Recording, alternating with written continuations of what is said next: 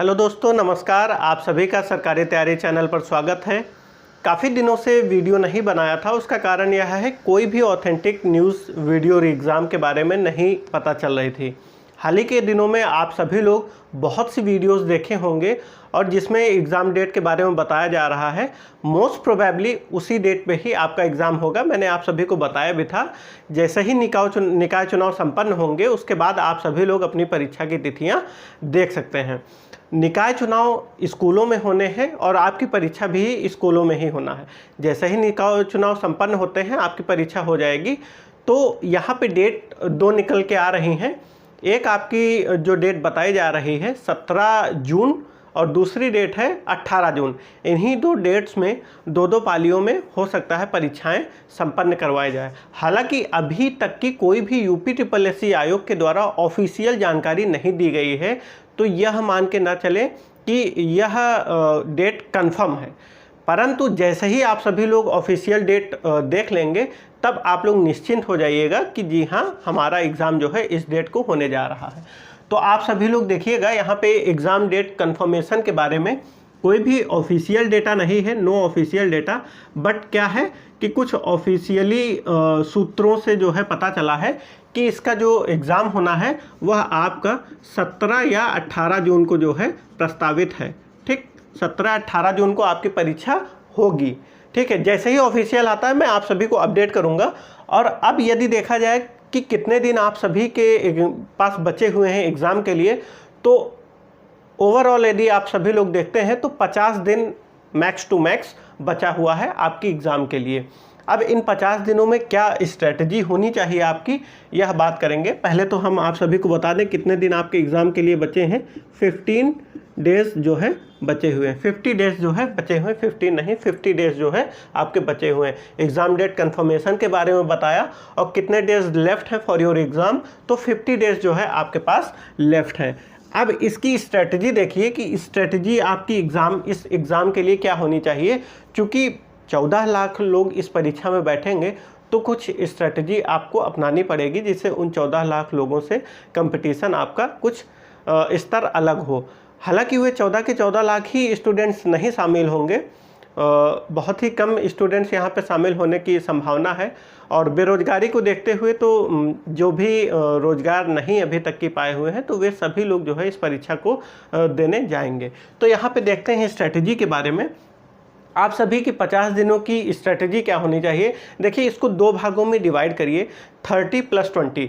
30 days आप सभी को, जो भी आप सभी लोग इतने दिनों से पढ़ रहे थे उसको अच्छे से कंसोलिडेट करना है, अच्छे से उसको पढ़ना है। फिर 20 दिनों में आप सभी को रिवीजन करना है और साथ ही साथ आपको मॉक टेस्ट देना है। ज़्यादा से ज़्यादा मॉक टेस्ट आप सभी लोग दीजिएगा जिससे आप सभी लोग यहाँ पे निगेटिव मार्किंग से बच सकें। क्योंकि आप सभी को पता होगा यहाँ पे 1/2 की निगेटिव मार्किंग है। तो निगेटिव मार्किंग से किस प्रकार बचा जाएगा, तो एकमात्र विकल्प है टेस्ट सीरीज़ को सॉल्व करके। जितना ही आप सभी लोग टेस्ट लगाएंगे आप सभी लोग उतने ही एक्यूरेसी मेंटेन कर पाएंगे। तो यहाँ पे निगेटिव मार्किंग का रोल है, इसको अवॉइड कैसे किया जा सकता है। एकमात्र विकल्प है टेस्ट सीरीज़ को सॉल्व करके, और टेस्ट लगाएंगे फिर उसका जो है एनालिसिस भी आप सभी लोग स्वयं करेंगे। तो इस स्ट्रेटजी के अंतर्गत आप सभी को यहाँ पे दो चीज़ें फॉलो करनी है, 30 + 20। 30 डेज़ आप सभी लोग जो अभी तक की जो चीज़ें पढ़े हुए हैं उसको पढ़ना है और 20 दिन में उसको कंसोलिडेट करके उसको रिवीजन करके प्रैक्टिस सेट भी उन्हीं दिनों में सॉल्व करना है। और साथ ही साथ रीजनिंग को आप सभी लोग डेली 1 घंटा रीजनिंग को प्रैक्टिस के लिए दीजिएगा। ठीक है, और जो 2 सब्जेक्ट और हैं, हिंदी और GS, उसको जो है रिवीजन करते रहिएगा, परंतु रीजनिंग को डेली करिएगा, डेली। ठीक, और प्रैक्टिस सेट आप सभी लोग सॉल्व करेंगे। मैंने यहाँ पे बताया focus on only 2 subjects. 2 subjects पे फोकस करेंगे बेसिकली। वह सब्जेक्ट हैं आप सभी के हिंदी और दूसरा है रीजनिंग। इन दोनों सब्जेक्ट्स पे ज़्यादा फोकस करेंगे और आप सभी लोग जीके को थोड़ा कम भी समय देंगे तो चल जाएगा। और जीके में करंट अफेयर्स को ज़्यादा इम्पोर्टेंस दीजिएगा। ठीक, जीके में करंट अफेयर्स को ज़्यादा इंपॉर्टेंट दीजिएगा, क्योंकि यहाँ पे 50 प्रश्न आप सभी के समक्ष जीके में भी रहेंगे, जिसमें से आप सभी लोग देखेंगे तो 10 से 15 प्रश्न जो है करंट अफेयर से रहेंगे और 10 से 12 प्रश्न ही जो है यूपी स्पेशल से रहेंगे। तो करंट के साथ साथ यदि आप लोग यूपी स्पेशल पढ़ते हैं तो आपका 50% जो है यहाँ पे कवर हो जाएगा जीके के अंतर्गत। और रीजनिंग और हिंदी जो कि एक लिमिटेड सिलेबस है इन दोनों सब्जेक्ट्स का, तो उस पर मोर फोकस करिएगा, जिससे आप सभी लोग यहाँ पे 50 क्वेश्चंस में से और यहाँ पे 50 क्वेश्चन में से दोनों में से ओवरऑल 90 क्वेश्चन सॉल्व करके आए ही आए, वो भी एक्यूरेसी लेवल को मेंटेन करते हुए। और यहाँ पे आप सभी लोग यदि इसकी बात करते हैं तो इसको मिला करके 25 क्वेश्चन आप सभी लोग देखने को पाएंगे, जिसमें से आप सभी लोग यदि 20 प्रश्न और जो 25 प्रश्न अलग से बचेंगे उसमें से कुछ नहीं कुछ तो 10 प्रश्न तो सॉल्व करेंगे ही करेंगे, तो 10 प्रश्न उसको जोड़ देते हैं तो 30 प्रश्न यहाँ पे जुड़ जाएंगे। ओवरऑल आपके 120 प्रश्न राइट हो जाएंगे, आप लोग मेरिट लिस्ट में आ जाएंगे यदि इतना आप सभी लोग प्रक्रिया सॉल्व करते हैं। एक बार फिर से बता देते हैं, देखिए हिंदी और रीजनिंग को ज़्यादा फोकस करके पढ़ना है।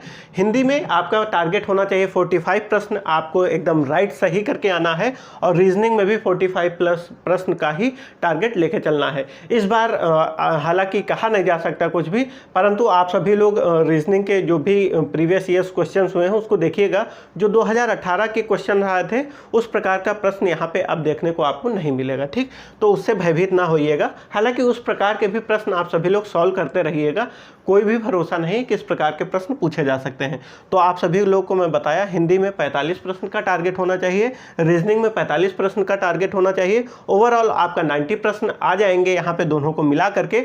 और प्रश्न कितने पूछे जाएंगे? 150। इसमें से 10 प्रश्न आपके छूट जा रहे हैं, कोई दिक्कत की बात नहीं है। अब बात करते हैं जीके की, जिसको आपको कम समय देना है, परंतु आपको इसको भी समय देना है। ऐसा नहीं है कि इसको छोड़ देना है, बिना इसके आप लोग मेरिट लिस्ट में नहीं आ सकते हैं। तो जीके में करना क्या है, मेनली आपको 2 सब्जेक्ट्स पर फोकस करना है।